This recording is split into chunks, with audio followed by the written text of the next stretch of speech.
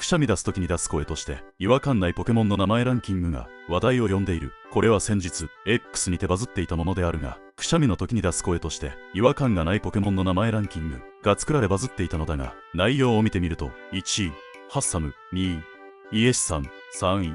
エイラッシャ、飛んで1000に15位鉄のイサハと納得できる順位であった。これに対してリプランではアイアント334位、エレブ1位はユクシーだと思う、ワッフロンがいない1位ピクシーヤロ、バッシャーもコダック、ムリカなどさらにいろんなポケモンがランクインするであろうと様々な意見が飛び交っていた。ちなみにあくびをするときに出す声として違和感がないポケモンの名前ランキング1位はヌオーだという意見も出ていた。あなたが順位をつけるとしたら1位は何のポケモンが来るだろうか。